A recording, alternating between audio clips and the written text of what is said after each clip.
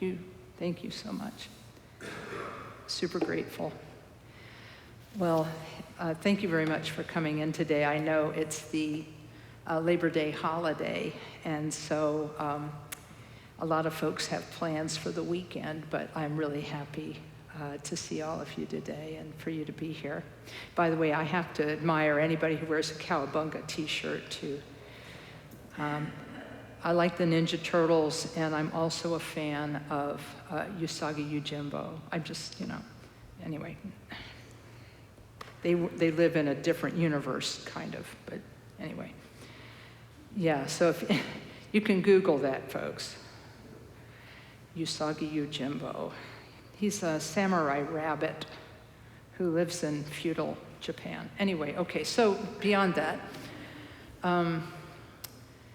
I'd like to give some appreciation to all the volunteers here at KTC.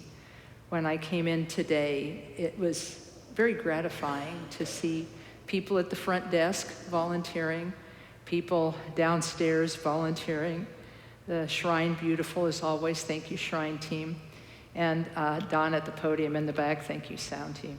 So it's really wonderful to see the community working together to create this great space where we can welcome people to sit and meditate and to connect to what's good within them.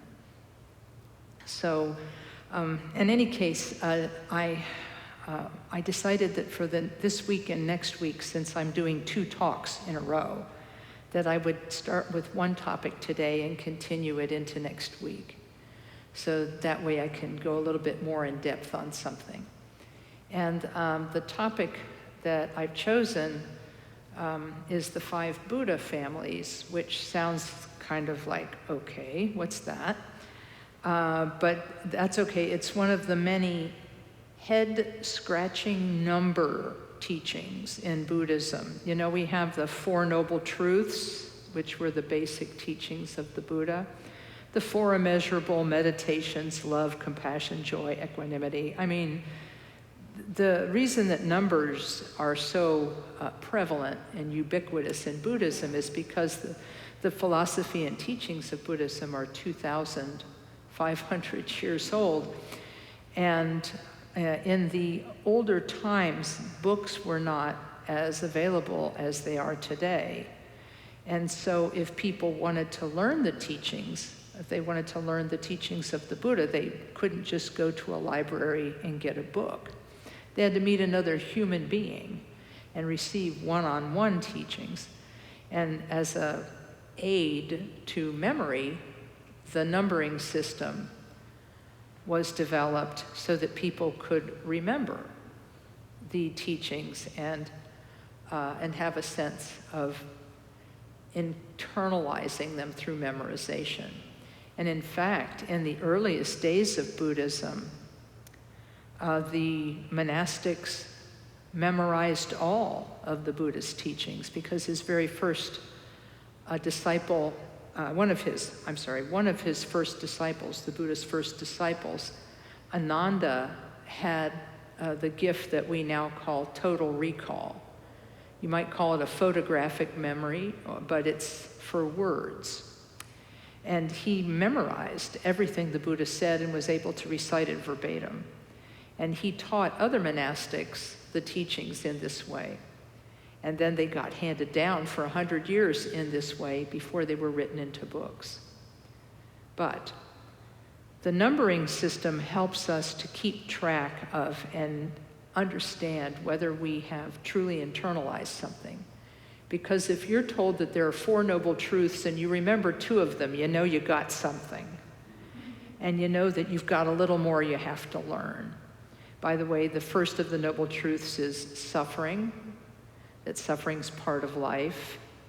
No matter how fast we run, there will be suffering, even with us as we run. Then the second noble truth, by the way, the purpose of the first noble truth is so that we will recognize that suffering is not something that we need to run really fast away from, that we know we're going to have it wherever we are, so we need to learn to cope, and we need to learn to accept and to work with suffering rather than fighting it. And so that's the first of the Noble Truths. The second is that suffering has a cause, and it's not external. It's not the neighbor or the boss. It's not the neighbor or the boss, or even ourselves. The real cause of suffering, according to the teachings of the Buddha, is from inside of ourselves, from our grasping and our clinging and our expectations and our wish for things to be other than what they are, and our insistence that they become what we want them to be. But the good news is, since it was a second Noble Truth, the first and second Noble Truth, there's a third Noble Truth, which is that the suffering can be relinquished, it can be unmade. Since it has a cause, that cause can be reversed. And then the fourth Noble Truth is the path that leads to the reversal of our mental afflictions and our suffering. So in this way, through using a numbering system, we can learn the Dharma little by little by little by little. But it all comes down to one thing, and that is all of the Dharma can be summarized very simply by saying, we all know that we have gifts and potentials. We all know that we have that, but we haven't realized them yet. We all know that we want to be better than what we are now. We all want to be better. I mean, I kind of want to lose some weight. I kind of want to exercise more. But even beyond those kinds of things, we all want to be happier, kinder, gentler, wiser. We want to be a little bit more than what we are now. And sometimes that goal seems like it's out of reach. It seems like it's really far away. I was talking with a person earlier today who said that she had just started the practice of quiet sitting meditation, which we call shamatha, or calm abiding. And she said, there's one thing that's happened to me that I'm a little confused about. She said, I begin to recognize my thoughts when I'm not meditating, and I don't like what I see. She said, I used to think I was a pretty nice person. She said, but now that I've become a meditator and I've actually begun to watch my thoughts, I've begun to observe my thoughts, she said, I found out that I am not the person I thought I was, and that I'm actually quite impatient and sometimes very negative. And I said, well, that's important information. It's good information. It's information. What do they say? It's news you can use, right? It's information that, I said, the good news is that you recognize you've got these tendencies and that there's something you can do to correct them. And and it all comes from meditation. It all comes from being able to practice with your thoughts and to work with your thoughts. So sometimes the idea of Buddha, which we see represented here on the shrine, sometimes the idea of Buddha just seems like it's so far out of reach that there's just no way we're going to be sitting on a lotus flower with our hands in meditation peacefully. It's just not in our future. But we actually do have, according to the teachings given by the Buddha, we have hidden potential. And we have a lot of interior gifts and talents. And these inner potentials and gifts can help us become what we might call the best version of ourselves. The ideal path toward this also would let us take others into consideration, because meditation may be a solitary activity, but we live in community. So even though we're solitary meditators in our homes, here we enter community and come into community. And when we do that, it would be ideal if we could take others with us as we practice meditation, take others with us as we try to work to change ourselves and to grow. So we don't have to think we're walking the path alone. We can take other people with us. So the Buddha, it was said, so we need a path. So the Buddha taught the path in lots of different ways. In fact, they say that the Buddha taught 84,000 teachings of Dharma. Dharma means truth. So 84,000 teachings meant to counteract the 84,000 types of mental affliction. Now, I haven't done any counting of that lately. And I sort of think the number 84,000 is not exact. It might be plus or minus a few. But I think the number is given as a way of saying a lot, a lot, a lot. And we can transform those mental afflictions because these mental afflictions all have a common birthplace. They all come from the same place. These mental afflictions all arise from the same place. Their birthplace is in our mind. Dharma teachings tell us that the mind is vast and deep like an ocean, and that thoughts, feelings, and emotions are like the waves on top of that ocean. Most of us spend our lives like surfing, surfing on the tops of our thoughts, feelings, and emotions. We kind of spend our time surfing, and we are unaware that there's more to our mind, that we're unaware that there's more to our mind than just these surface experiences. And so we learn about this through the practice of meditation.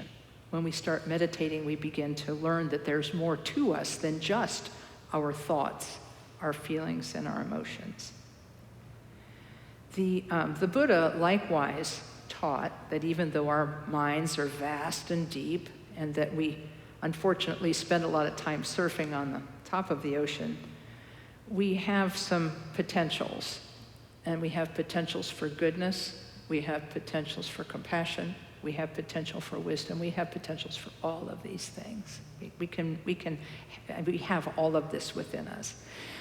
Those of you who are familiar with the author Pema Chodron know that in her book, Start Where You Are, she says, in some ways, she said, we already have everything we need. I thought that was quite a bold statement. We already have everything we need. It's just that we have to find a way to get to it and to make use of it. Why is that difficult? Well, another thing that the Buddha taught was that we all have habits. In fact, some of them are so old. Some of our habits are so old, they come to us from previous lifetimes, because the Buddha taught that our minds were never created, and because our minds were never created, they can't go out of existence, but just go through a series of experiences, one after the other, after the other, after the other. Some people call this reincarnation, some people call it rebirth. I call it a minute from now, because a minute from now, I will literally be a different person than I am this second. And 2 minutes from now, I'll be a different person still. We are all just continuing iterations of the same thing that change and morph through time. That's kind of both bad news and good news. The bad news is that we have some habits from previous lifetimes that I jokingly call karmic presets. We have these sort of karmic presets from previous lifetimes. Like this poor lady who I was talking to this morning, she said, I find that I didn't realize how impatient I am. I'm really impatient with people, and then that makes me angry. She didn't even realize that this was part of her personality until she started meditating, because you know what the process of meditation does. You're sitting there quietly, and you're resting your attention on the breath, or at least we're trying to rest our attention on the breath, and that as the thoughts come and go, we're just trying to stick with the breath instead. But then what happens is that we'll inevitably be distracted by some thought of the past or the future or something, and then we'll notice that we're not meditating anymore. We'll notice that we're not with the breath anymore, and then we will have to decide what to do next. And the teaching goes that when that happens, you notice that you are thinking and not meditating. You can even label it thinking. You can let it go, and then you can return your attention to the breath as though for a fresh start, as though you're refreshing and giving yourself a fresh start. And when you do that, and you let that thought go, where does it go? It kind of, in some cases, just disappears. And when that happens, that gives us a clue about the potential that mind has to be changed. Even our presets can be changed, because that's what our habits are made of, these moment to moment to moment to moment thoughts. And if those thoughts can change and disappear, then we can replace them with other thoughts, things that are different. That's what I told the woman I spoke to this morning. I said, well, you could choose something different. Not maybe this minute, maybe you don't think you could choose something different, but gradually as you train, you'll be able to find a different way of working with these karmic presets. And so the teachings say that some of these presets may be difficult, if not impossible, to uproot, but that we can soften them. We can soften them and change how they manifest. I actually saw somebody do this one time. They were having a discussion, we'll call it discussion, with someone, and they suddenly stopped and said, you know what, I'm going to do something different now. They actually stopped the argument and took a step back and said, you know what, I'm coming at this all wrong. Let's start again. Let's do something different. And I know that sounds like a almost impossible idea, that somebody could be in the middle of an argument and then suddenly say, you know what, could we take a time out and start this again? I've seen it done. And what this means is that through the shamatha meditation practice, which I call taming the mind, we're trying to tame it. We're trying to tame our attention. Through taming the mind, we can begin to soften our reactions and soften our reactiveness. We can begin to soften it and blunt the force of it. But then over time, we can get inside the works, inside our hearts and minds, and begin to make subtle changes. Instead of this, do that. Instead of saying this, say that. Instead of thinking this, think that. And then gradually we can make those changes. So, as we do our practice of shamatha, we see that we can change. But that's not all we see when we do shamatha practice. The person I was talking to this morning said, I've also noticed, she said, that when one thought has stopped before the next one starts, there's a gap in between thoughts. And she said, that's interesting. And I said, yes, it is. Because that is what I call unclaimed territory. No flag. There's no flag in that piece of ground. And what it also is evidence of, it's also evidence that there's more to us than just those waves of thoughts, feelings, and emotions that are on top of the ocean that is our mind, that there's some depth there also. and that there's probably more to us than just our thoughts. There's more to us than just our feelings and our emotions. There's more to our mind than that. We become aware of deeper levels of mind, and a place where our mind is different. It's peaceful, it's compassionate, it's open, it's relaxed, it's maybe even wise. Maybe even wise. So we call this unclaimed territory, ordinary mind in Tibetan Buddhism. Ordinary mind, but we also call it by another name. We call it Buddha nature. Call it Buddha nature. It's who we are really. And it's not necessarily a who, it's a what. Our mind is beyond our ability to describe what it is. It's vast, it's deep, it has no color, it has no shape, it has no location, it has no beginning, it has no end. We cannot discern that. But if we reflect upon that, we begin to get a sense of those potentials and possibilities and gifts that we have inside of us. Khenpo Karthar Rinpoche, a number of years ago, said, if you only knew who you really were, if you only knew who you really were and what you were capable of, he said, you would be astonished and amazed. You would be astonished and amazed if you only knew, excuse me, if you only knew who you really were and what you were capable. Thank you. Who you were and what you were capable of. He said you would be astonished and amazed.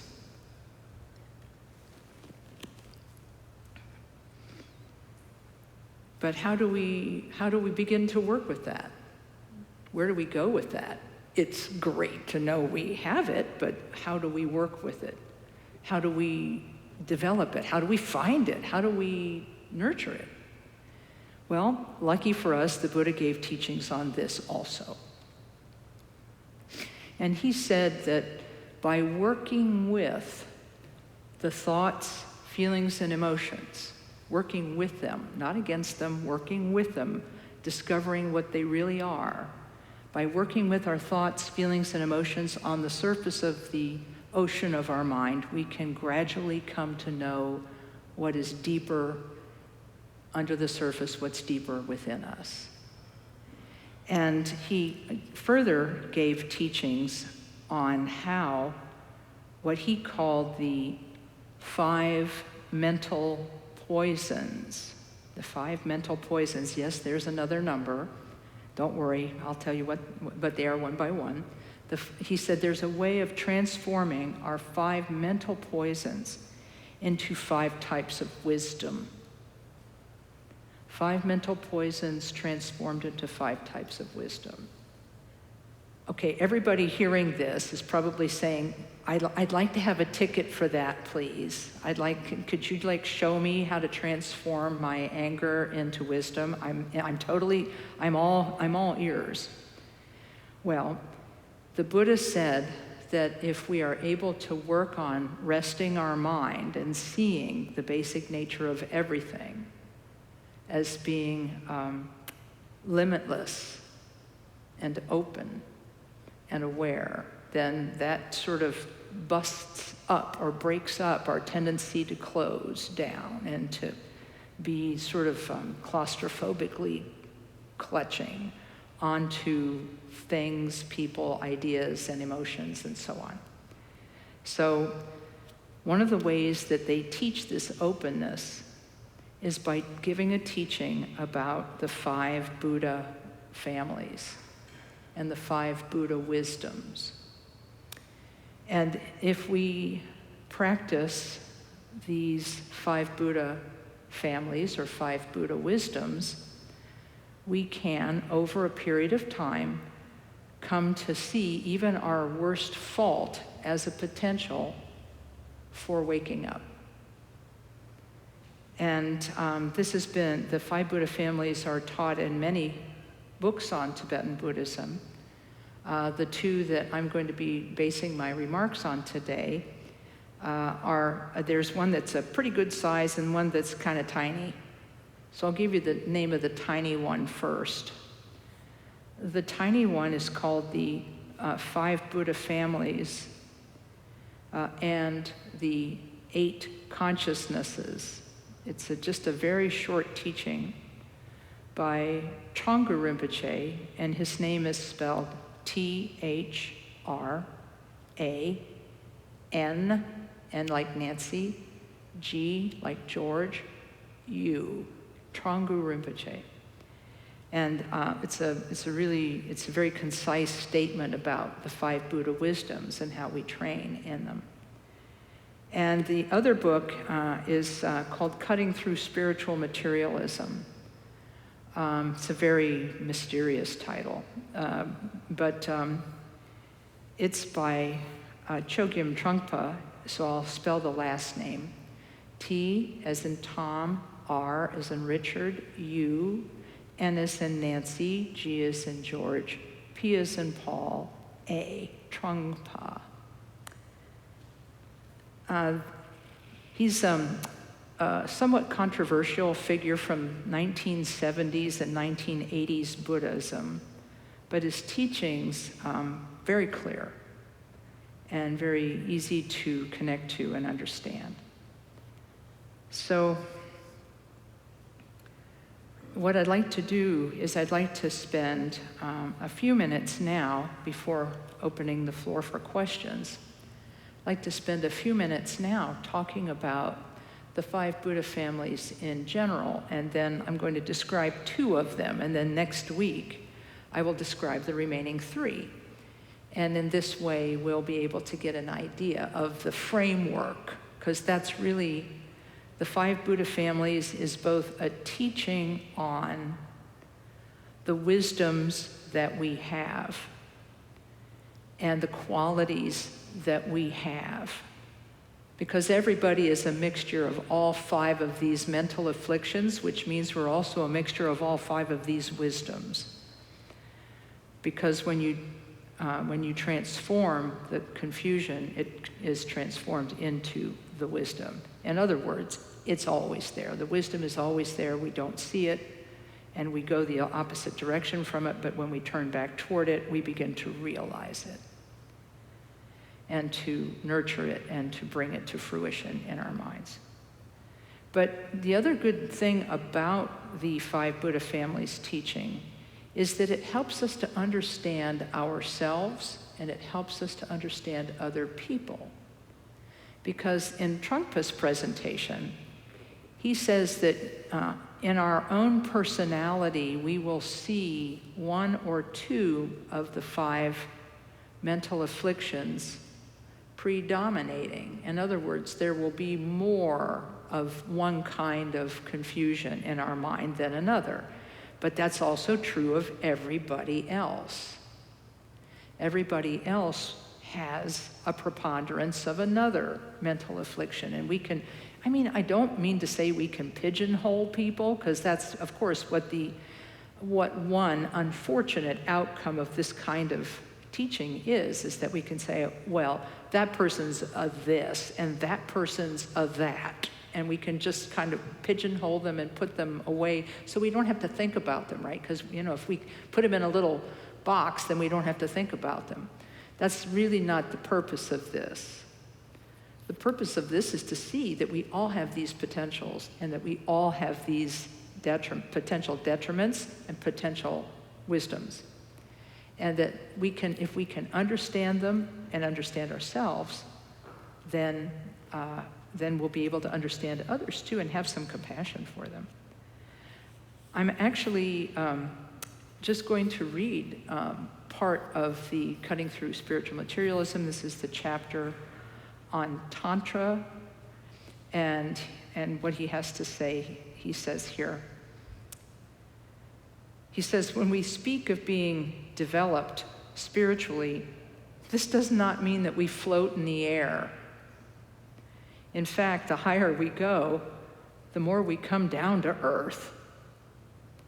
It's important to remember that the practice of meditation begins with the penetration of the neurosis thought patterns, our neuroses, our confused thought patterns, which he called the fringe of the egocentrism that we tend to have. We tend to be very self-centered and self-fixated, you know.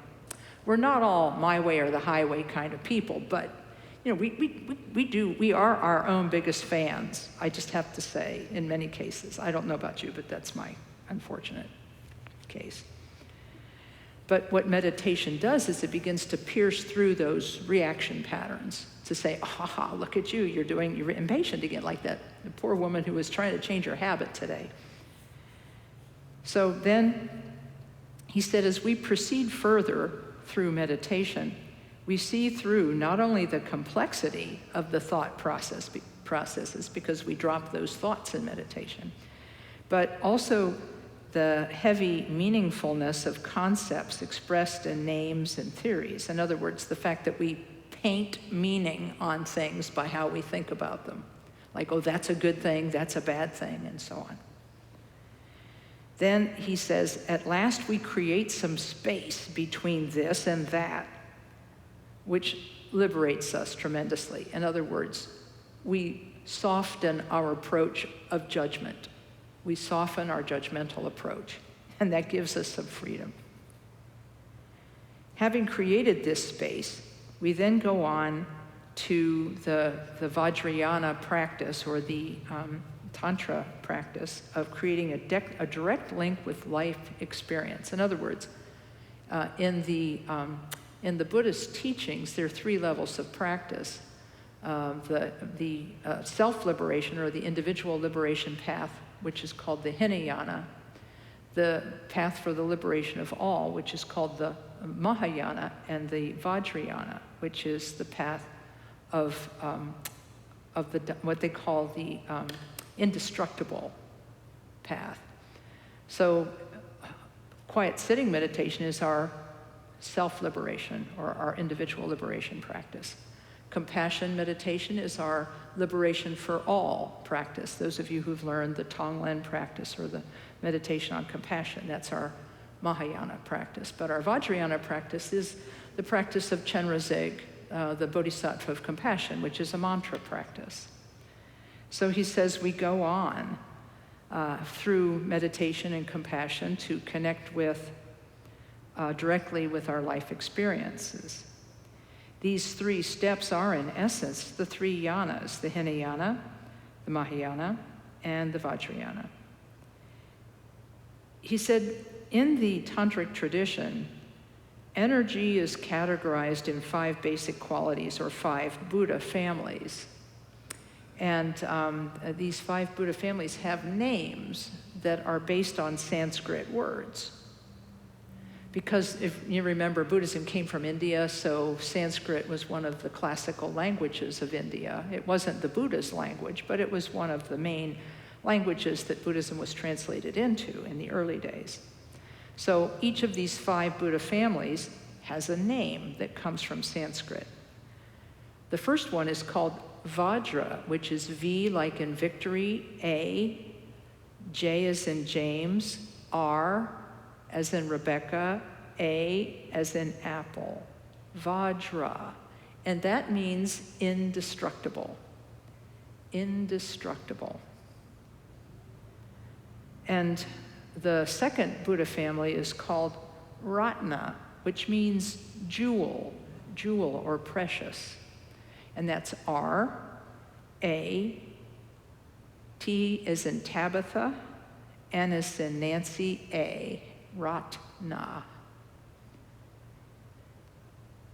The third Buddha family is called Padma, P as in Paul, A, D as in Dorothy, M as in Mary, A, Padma, and that means lotus. The fourth Buddha family is called Karma, K as in Kathy, A, R, M as in Mary, A. And it means activity. Activity. And the last one is one you will know. Buddha. B as in boy, U. D as in Dorothy, D as in Dorothy, H as in Harry, A as in apple. Buddha, which means awakened. Awakened. Trungpa Rinpoche said each of these Buddha families has an emotion associated with it that is transmuted into a particular wisdom or aspect of the awakened mind. The Buddha families are also associated with colors, elements, landscapes, directions, seasons of the year, and any aspect of the phenomenal world. In other words, when we learn about these principles, we learn not just about the emotional side of things, we also learn about how these are associated with everything we see, how our whole world, in a way, either is suffused by these ideals and these ideas. And it also, part of the reason that I'm giving this, I have to tell you, I have a secret reason for wanting to give this teaching. I've got several secret reasons that I will now tell you, so they're not secret anymore. One is I want to talk to you a little bit about why this room is yellow and why the other colors of the rainbow, the 5 basic primary colors, are here, why they're here, and what they mean and what they symbolize. Because you're going to be seeing more color in this room as time goes along. Eventually, there will be banners hanging from each of the pillars. And there will be banners hanging from the tallest beams. These fabric banners will have ribbons from the 5 colors. And then there will be painting or wallpaper actually placed at the top of the wall that will also have 5 colors. And you will say to yourself, wow, what's that mean? It symbolizes, these 5 colors symbolize the 5 wisdoms. And the thought is that when a person enters this room, they will naturally be magnetized by the beauty of the colors, and that the colors will speak to them about something that's inside them, something that's pure and true that's inside them. And anyway, so that's my first secret reason. Second one I'll reveal next week, so stay tuned. So how much time do we have? Oh, okay. I don't have much time, so what I'm going to do is I will at least start with the first of the 5 Buddha families, but I'm going to read directly from the book, and I might be able to get the first 2 in. We'll see. The first of the 5 Buddha families is the Vajra family. Now, again, remember, he said it's associated with an emotional state, color, element, landscape, season of the year, and so forth. So here he's going to give each one of those. And by the way, this comes from the teachings in the Tibetan tradition. He says the negative emotion it's associated with is anger. And that is transmuted into what is called mirror-like wisdom. Now, you know, when we are angry, we tend to become laser-focused on what we are angry at, and it's out there, and it's not us, and it's not us, and it's not us, and it's out there, and so forth. Well, the idea of mirror-like wisdom being the opposite of that is that instead of this angry outward focus, we actually see the sameness of everything. That the ideas of enemy and friend are labels that we add to things, and that if we really look at ourselves, we'll see something different. He says, we sense something is beyond the cloudy, possessive, and aggressive qualities of anger.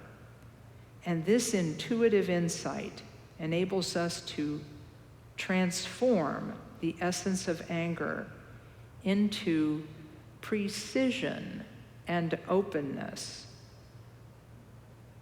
Precision and openness rather than possessive and aggressive, which I just think is lovely.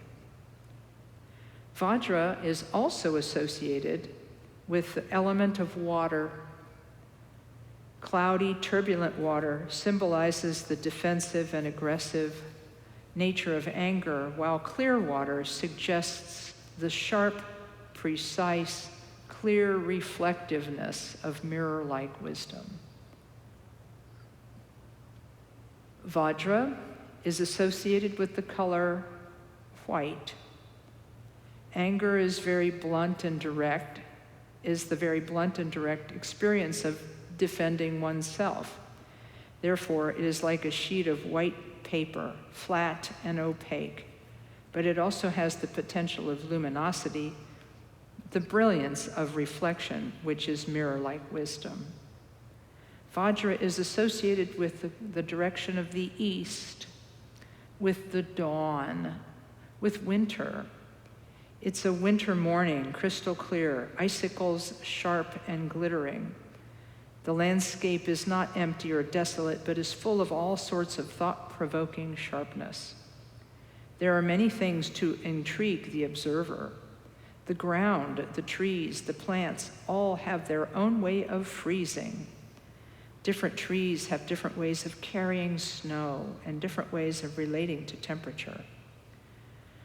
The Vajra family deals with objects in terms of their textures and their relations to each other. Everything is analyzed in its own terms. The intelligence of Vajra never leaves any unexplored areas or hidden corners. It is like water flowing over a flat surface, completely covering the surface but remaining transparent. And there's a Buddha that is associated with the Vajra family, and Trungpa Rinpoche speaks about that in his book, that there's a Buddha that symbolizes the transformation of anger. And this is the Buddha Akshobhya, which I will spell for you. A is in apple, K is in Kathy, S is in Samantha, H-O, B is in boy, H is in Harriet, Y-A, Akshobhya. And his name means the unmovable. You can't move him. The immovable, the idea that he is solid and he is present and he is all wisdom. And it's very interesting because there are two main documents that explain the 5 Buddha families. And in the document that Trungpa describes, it's the color white. But in this, it's the color deep, dark blue, almost black. It's really deep. So whether you say that it is one or the other, both of them have the idea or carry the idea of the transformation of anger into wisdom. And I have just enough time. Do I have just enough time? I have just enough time to read about the Ratna family, and then we'll stop for today. Ratna is associated with pride, the mental affliction of pride. But it's also associated with earth, the element of earth, solidity, mountains, hills, pyramids, buildings.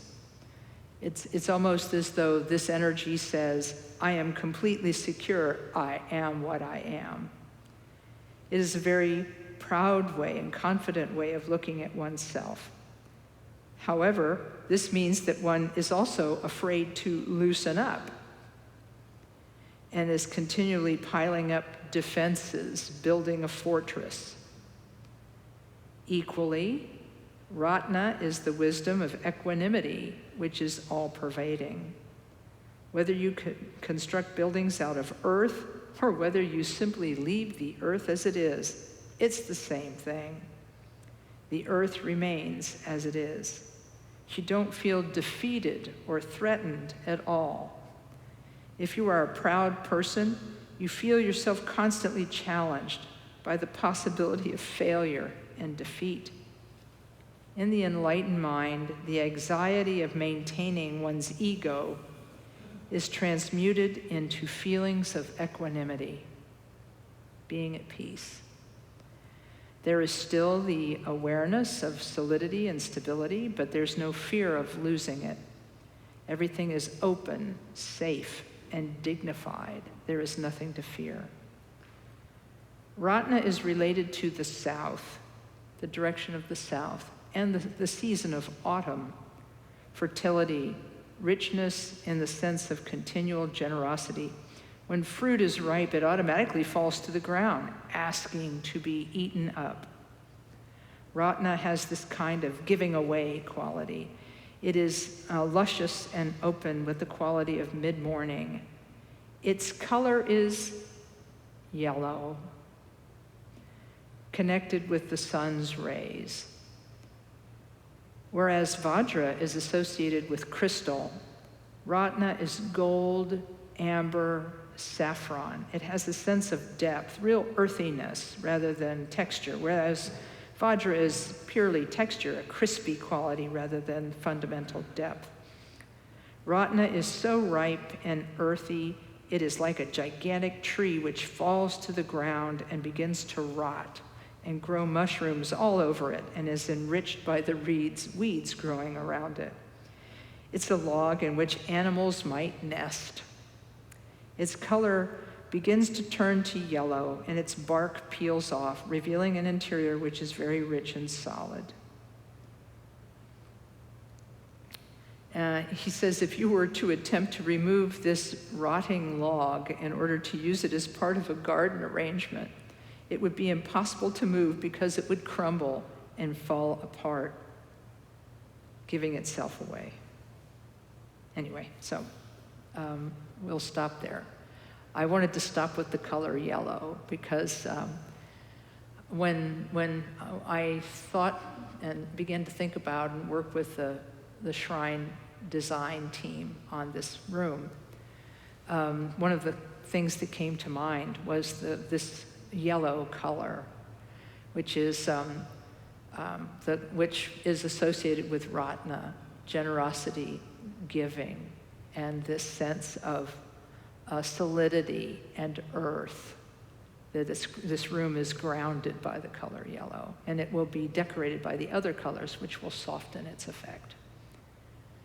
So anyhow, that's what I wanted to talk about today, was how we have these potentials. All of us have these potentials within us. And we have some time for questions. You can either ask about what we talked about today or anything. So the question microphone is open. And if you have questions, great. Okay, here. We have a customer. Yeah, we have 2 customers. Okay, very good. All right.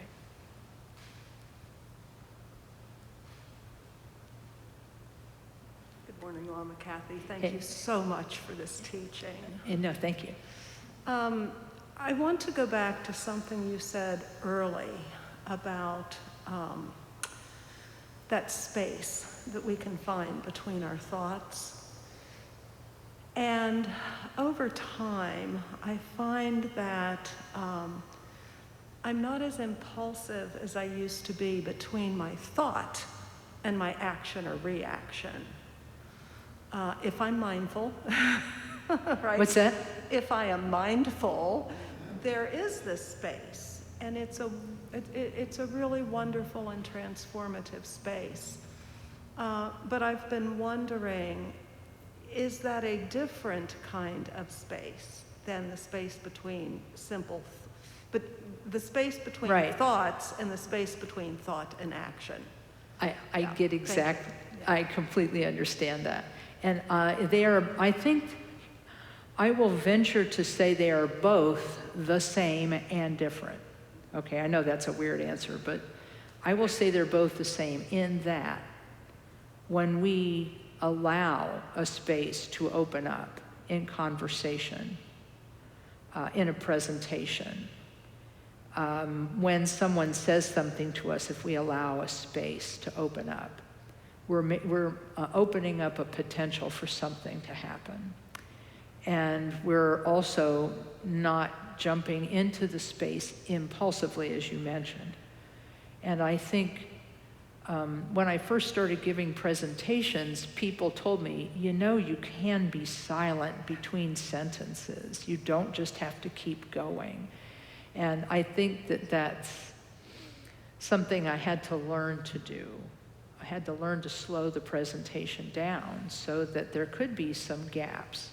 But in any case, so I think being mindful allows us to be okay with the space, to know that the space will not cause some kind of damage or harm, and that the space may actually bring comfort both to the speaker and the listener, you know, so that there's just more space around everything, so that there's not this claustrophobic grasping.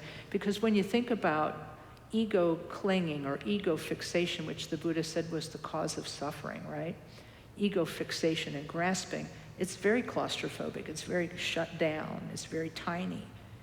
But when you allow a space to open up between hearing something and saying something, that gives a feeling of relaxation both to you and to the person who's with you. It's an act of generosity in some ways. And but in terms of what the space between thoughts is, it just I think it is an open. It's the same thing. That's why I'm saying it's the same and different. It's the same in that we begin to see that we don't have to rush to fill that space with mental chatter, that we are actually okay with a moment of non-conceptual, not conceiving, not judging, non-conceptual relaxation.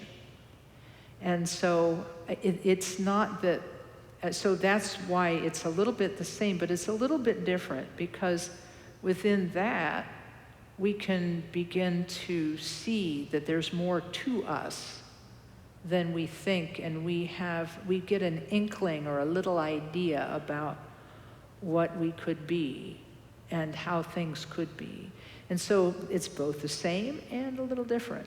And that eventually from that space, if we learn how to rest in it without anxiety, without expectation, without anxiety, expectation, thinking, whatever, then there's some wisdom that can arise in that space. But what that is, we're going to have to wait and find out. It's described in the texts, but, you know. All right. Thank you very much. Hey, no, thank you. Yeah. There's time for one or two more. Yeah.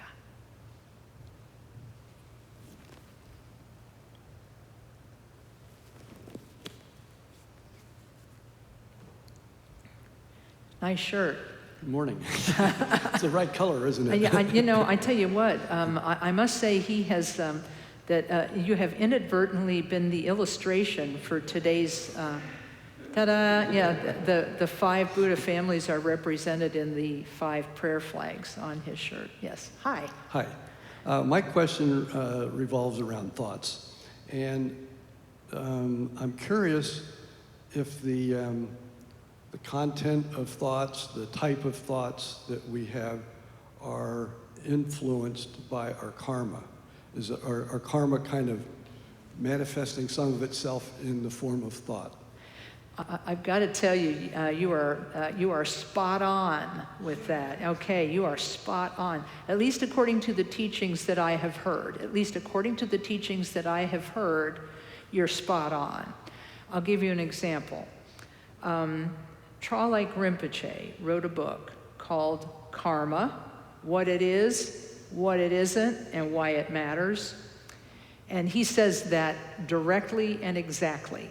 He says exactly that A lot of the thoughts that arise in our mind are flavored and influenced by our karmic accumulation, sort of our presets, those presets about how we view the world, how we view ourselves. Those thoughts come from our karmic background. And so, and Khenpo Karthar Rinpoche, in another teaching that he gave years ago, he said, we will probably never be able to get hold of that first moment of reaction. When something happens to us and we go, or something happens and we go, ooh, we may not be able to stop that first moment because of the influence of karma. However, through training the mind, we can have a different response in the second, third, fourth, fifth moment after that first moment of reaction. He said you can get hold of the reaction. At first, it won't be for a long time. You'll have the input, and then you'll have the emotional reaction. And then it'll take a little while for that emotional reaction to play out enough so that you can turn the boat around, so to speak. You can turn things around and get hold of it. But he said, as you get better at meditation, he says you're going to get closer and closer and closer to recognizing the moment of emotion when it's happening. And then once you recognize it in the moment, he says, then you really have a choice. You get more choices as to how you can react. And he said, not only could you react to that moment of anger by saying to yourself, may this anger contain the anger of all beings, and may all of us be free of it, which is the love and compassion mind training response to a sudden fit of anger. You could also ask yourself the question, who is angry? Where is the one that thinks that this is bad? What is the mind that's having that thought? And there's a potential for discovery right inside that thought, which I have now, spoiler alert, given away how negative mental afflictions are transformed into wisdom. Sorry, folks. But still tune in next week. Do you see where I'm going with this? Yes, sorry about that.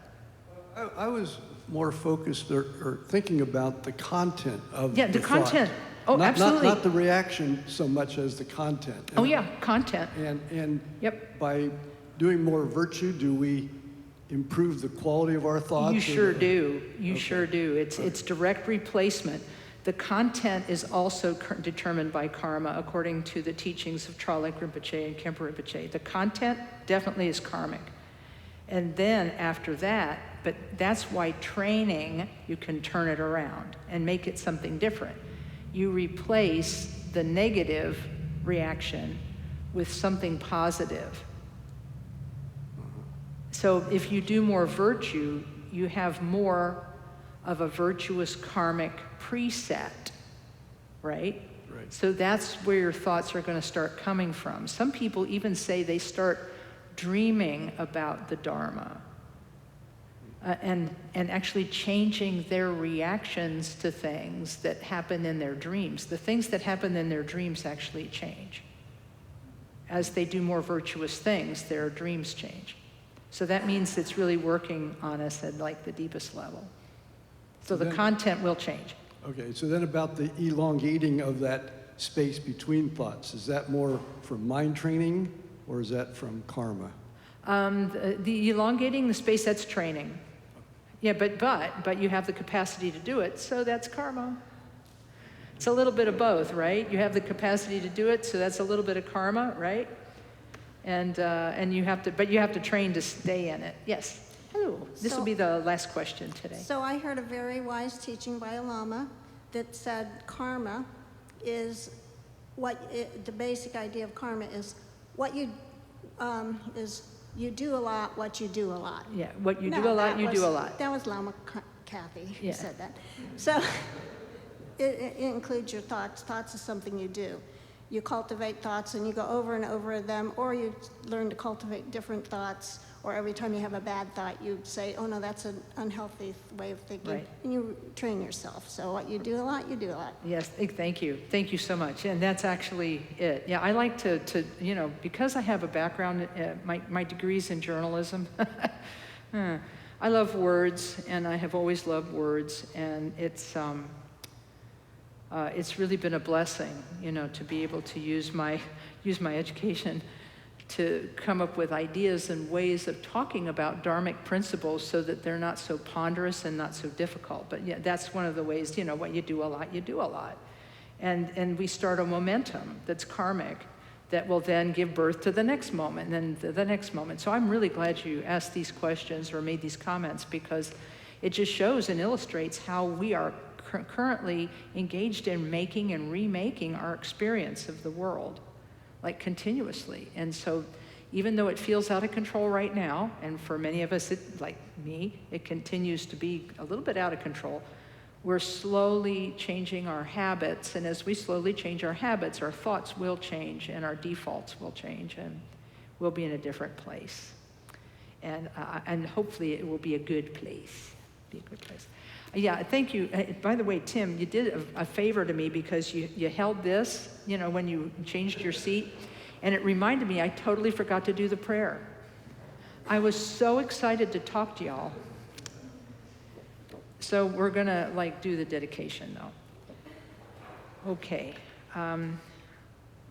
We're gonna call together all the goodness that we've generated by being here and meditating and being here and talking. We're going to take all that goodness and dedicate it to everyone so that everyone can benefit from it. So we'll recite this through the dedication one time in English. By this merit, may all attain omniscience. May it defeat the enemy wrongdoing. From the stormy waves of birth, age, sickness, and death, from the ocean of samsara, may I free all beings.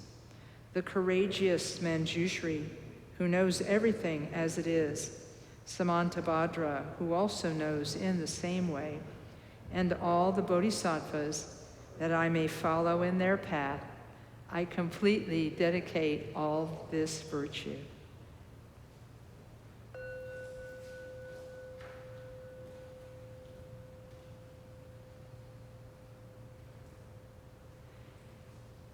Thank you, everyone. It's wonderful to see you today. And thanks to everybody watching at home. Thank you so much for being here, and have a good week. And we'll see you next week, same time, same place. Thank you. And thank you, Mr. Soundman.